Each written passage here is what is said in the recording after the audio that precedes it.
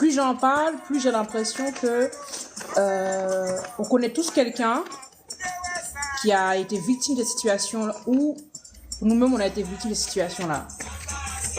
En Haïti, on appelle ça des restes avec. Des restes avec. En français, ça veut dire rester avec, hein, tout simplement. Rester avec, c'est l'effet que tu habites chez quelqu'un, en fait. Vous voyez, imagine, tu as une nièce et tout, ou tu as une petite sœur, un petit frère, un neveu, l'ami d'un voisin, l'ami de quelqu'un qui te confie son enfant.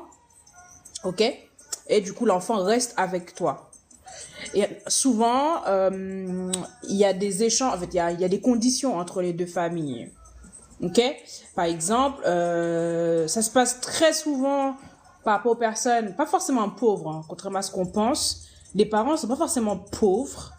C'est-à-dire, c'est plus une question d'accessibilité par rapport à leur lieu d'habitation. Exemple, il y a des parents qui ont les moyens, qui vont payer des écoles pour leurs enfants dans des grandes villes. Mais étant donné l'école est loin de leur domicile, ils vont demander à un ami, à un proche, à une famille, un membre de leur famille, est-ce que l'enfant peut vivre chez eux, ok?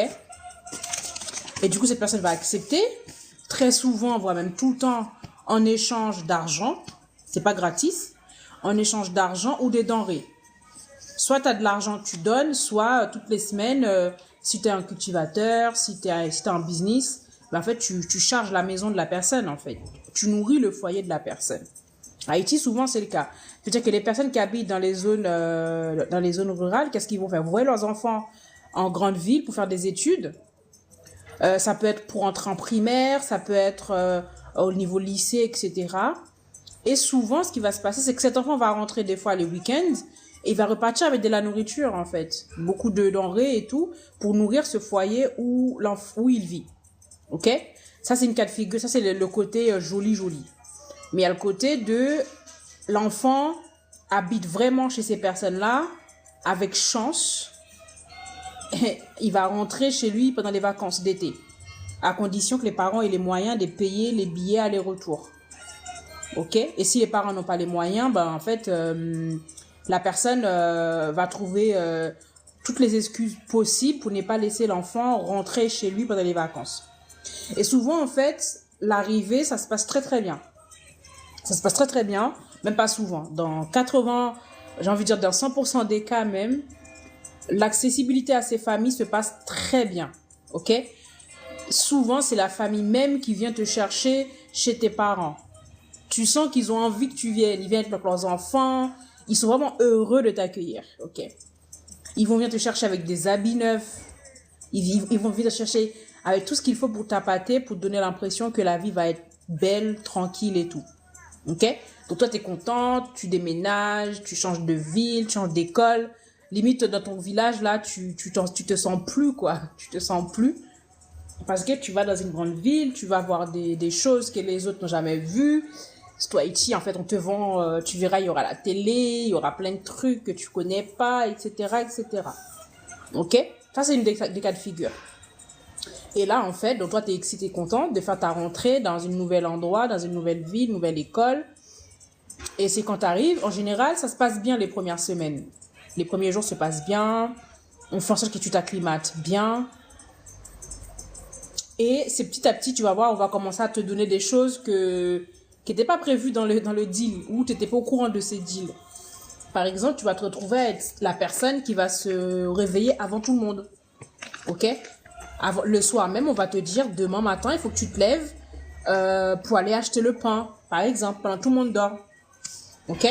Ça commence petit à petit, hein. Ça vient pas d'un coup comme ça. Hein. Ok? On va commencer à te réveiller pendant que tu es en train de dormir. On va te dire, va allumer le feu. Tu vois?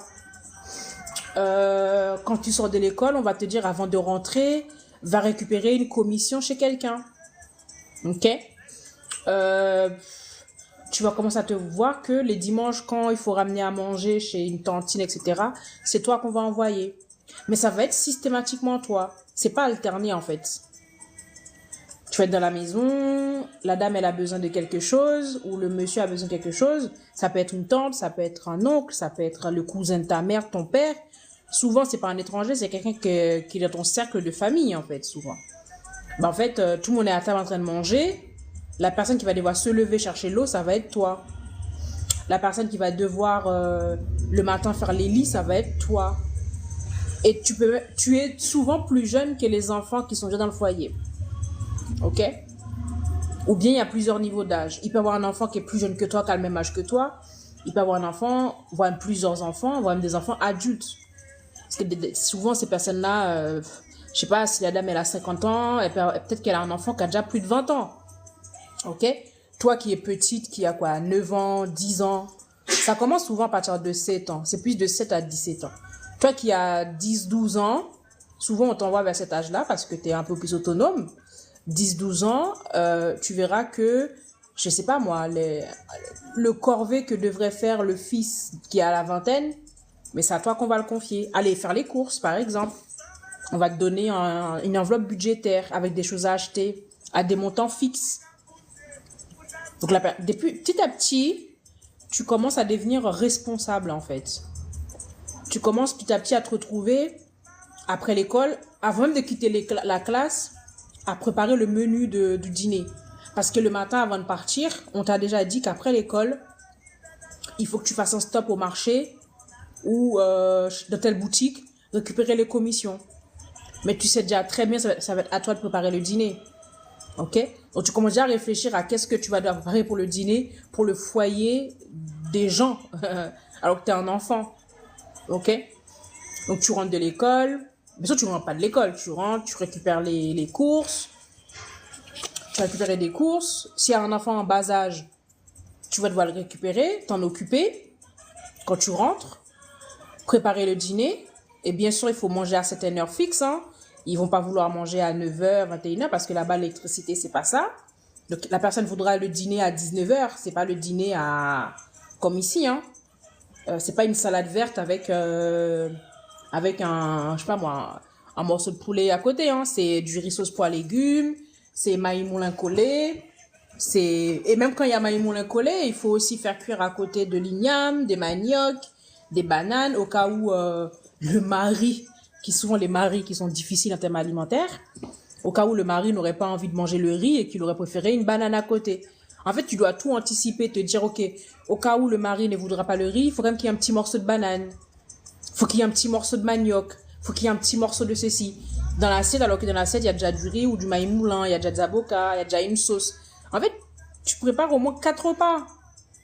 Ok? Tout ça, tu prépares, tu dois servir à table, servir l'eau, il faut faire le jus. Attention. Cet enfant se retrouve, comment dirais-je, cet enfant se retrouve à devoir gérer tout le foyer, en fait. Et vu la charge de travail que l'enfant va avoir, ou que tu vas avoir sur les épaules, du lever au coucher, tu commences à aller à l'école en retard. Et bien sûr, à Haïti, les écoles, c'est extrêmement rigoureux. Tu es en retard, même si c'est 2 minutes, 3 minutes, tu prends des bâtons, ok? On convoque les parents, et du coup, ton parent, c'est la famille où tu vis. Donc, c'est eux qui vont te représenter, ils vont les convoquer. Ben, en fait, comme ils ont besoin comme leur objectif, c'est de les transformer en une reste avec, ce n'est pas dans leur intérêt que tu ailles à l'école. Parce que si tu vas à l'école, ben, tu ne pourras pas t'occuper du foyer, de la maison. Donc, tu commences à être en retard, tu commences à ne pas rendre tes devoirs, tu commences à te retrouver dans des situations où l'école te ferme les barrières sur le nez. Physiquement, tu n'es plus très présentable parce que comme tu as fait à manger tard le soir, tu n'es pas coiffé, tu n'es pas très propre. Et là-bas, à l'école, rigole pas avec la propreté. Hein. Tu arrives, ton nœud dans les cheveux est mal attaché, on t'expulse. Donc, Haïti, c'est extrêmement sévère. Et là, en fait, tu commences à ne plus aller à l'école. Et là, souvent, à ce niveau-là, les coups commencent. Ça veut dire que on te détache petit à petit des groupes. Donc, tu ne vois plus autre personne que le foyer. Et tu n'as pas de lien forcément avec tes parents là où ils sont parce qu'il n'y a pas de téléphone, etc. pour appeler et tout ça. Ok? Donc, tu es vraiment prise au piège en fait dans cette famille. Donc, qu'est-ce qui va se passer? Une fois que tu vas plus à l'école, donc la dame, si elle te frappe, tu as des bleus, des blessures, etc. Il n'y a personne qui va te demander qu'est-ce qui t'arrive. À la maison, de toute façon, on s'en fout de toi. Les enfants, ils s'en foutent. De toute façon, leur mère ou leur père a déjà fait ça à d'autres. Hein. Souvent, tu n'es pas la première. Il y a déjà qui sont passés avant toi. OK? Et qu'est-ce qui va se passer? C'est que tu vas commencer à prendre des coups et personne va constater ces coups-là. Donc, comme personne ne constate tes coups, ça va continuer en fait. Si le voisinage est au courant, souvent, ils vont s'embrouiller avec la personne. Oui, fais pas ci, fais pas ça. Mais ça ne va pas s'arrêter pour autant. Et très souvent, tu vas te rendre compte, quand tu commences à te déplacer dans la ville, à aller faire le marché, etc., tu vas croiser d'autres restés avec comme toi. Et qui ont la même situation. Et quand ils vont dire, eux, ça fait 1 an, 2 ans, 3 ans qu'ils sont chez ma tante un tel, et qu'il se passe ça, il se passe ça, pas vraiment en détail, hein, parce que à force, tu te trouves dans une situation où tu n'as plus la notion de ce qui est bien, ce qui est mal, parce que ils t'ont déjà brisé en vrai. Hein. Donc tu vas même pas te plaindre. Tu acceptes ton destin. Et le pire dans tout ça, c'est que tous les dimanches, par contre, on t'emmène à l'église. Hein. Tous les dimanches, tu dois être prête pour aller à l'église parce qu'il faut qu'on t'endoctrine. Parce qu'à l'église, qu'est-ce qu'on va te prêcher? C'est tu peux souffrir sur cette terre, tu seras heureux au paradis, machin, nanana, le paradis est à toi, sois soumise, sois obéissante, tu auras toutes les bénédictions.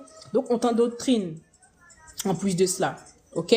Là, ça, par contre, ce n'est pas négociable, hein, l'église. Hein. C'est pas négociable. Tu auras une tenue. Et limite, ils sont capables de faire ça que le dimanche, que tu sois la plus belle à l'église parce qu'ils veulent donner l'image qu'ils sont une belle famille, en fait. Ces personnes-là. Ok? Donc, tu vas être belle à l'église. Tu ne vas pas te plaindre parce que tu vas te plaindre à qui? À personne. Tu diras de toute façon, on va pas me croire.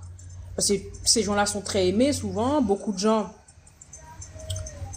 Yes, mais c'est exactement ça qu'aussi, exactement ça.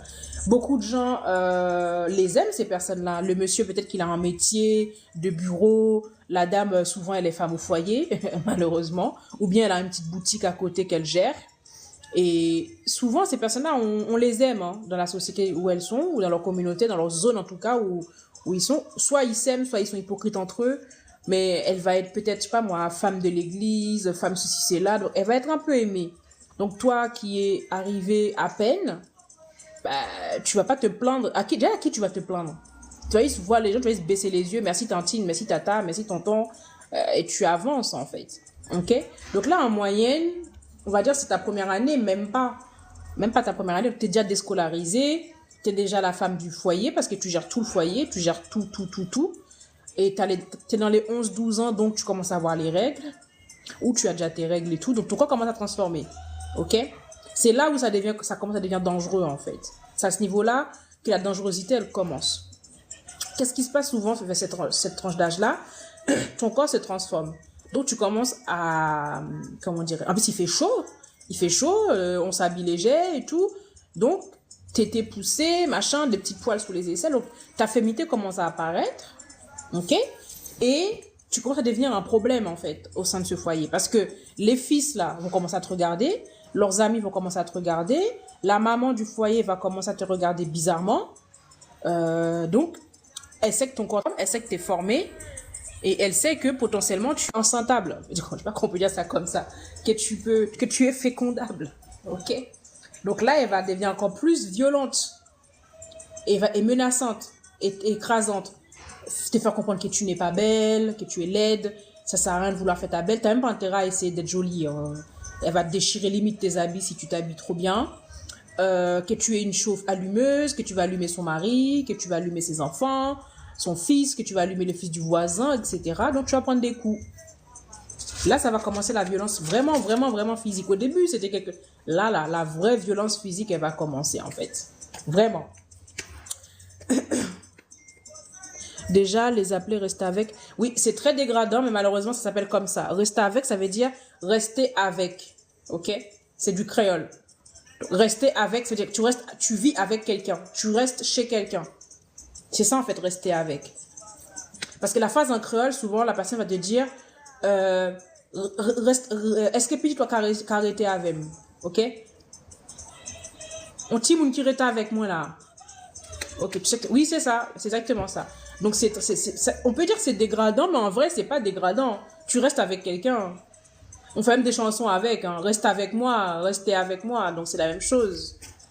Dégradant, c'est parce que c'est devenu... Ok. Dégradant, c'est ce qu'on en fait, en fait, qui est dégradant. Ce n'est pas le mot tu peux rester avec quelqu'un. Là n'est pas le problème. Je sais pas. Là n'est pas le problème. Mais c'est qu'est-ce qu'on en fait de ces personnes-là qui restent avec nous. Ok? Donc je disais, on a cette jeune fille où souvent le récit, ça peut aussi calquer sur un homme. Hein. C'est pareil pour les garçons. Hein. Très souvent, c'est pareil pour les garçons. Donc c'est pareil, le garçon peut-être qu'il va être plus soulever des choses lourdes ou il va être plus peut-être en train de travailler pour le monsieur. Peut-être que le monsieur va l'utiliser pour se faire de l'argent dans la rue. Voilà, mais c'est la même chose. Ok? C'est la même chose. Et du coup, la fille, qu'est-ce qui se passe? Elle est déscolarisée. Donc, vacances été arrivent, on ne la voit pas chez elle, elle rentre pas à la maison. Elle rentrera pas à la maison, mais là où le bas blesse, ce qui peut être horrible, c'est que la famille est capable de la laisser chez elle. Elle-même, elle va aller chez la fille, chez les parents de la petite, pour rapporter des informations. Ok? Oui, c'est très méchant. J'ai pas dit que c'était une thème gentille. Hein. Rester avec, c'est très méchant parce qu'on sait ce qu'on en fait à Haïti avec ces gens-là. C'est pour ça que c'est méchant. C'est pas le fait de rester avec quelqu'un qui est méchant. Ce sont les personnes comment dirais-je? Ce sont des personnes qu'on traite de cette façon-là. C'est ça qui est méchant.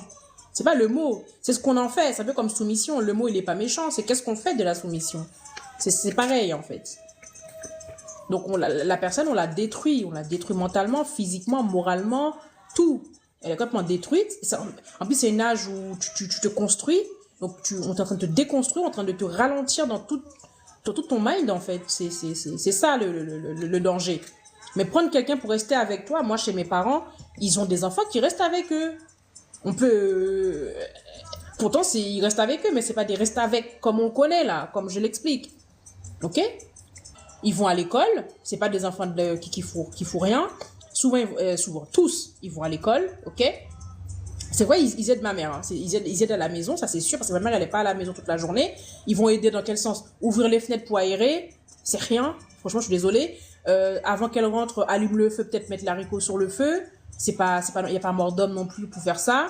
S'il pleut, elles vont rentrer les linges, ok? Ou ça dépend, ça peut être aussi des Haïtiens. S'il pleut, ils vont rentrer les linges. C'est des trucs tout cons comme ça. Mais sinon, à part ça, les enfants, ils vont à l'école. Moi, il y en a un qui est chez mon père. Depuis que il est jamais reparti, le mec. Hein.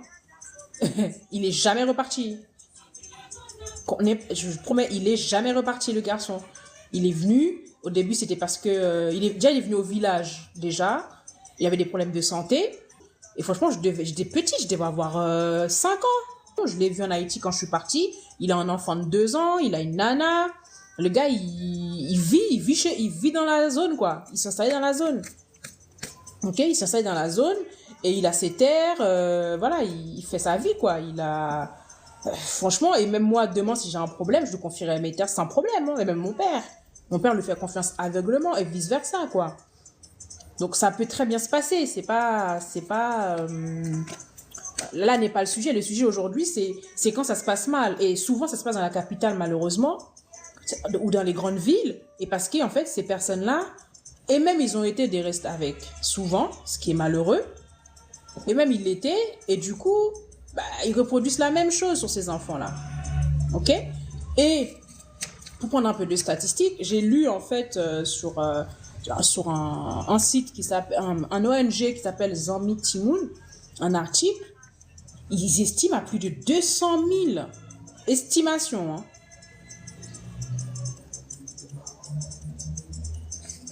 Des fois, on les paie pour aider leur famille. Des fois, on leur donne juste le couvert. Des fois, ils n'ont même pas le couvert, frère. J'ai vu des reportages là. Même le couvert. Ça veut dire qu'ils ont le... tu vois, Majesté, si tu veux monter, monte. Hein.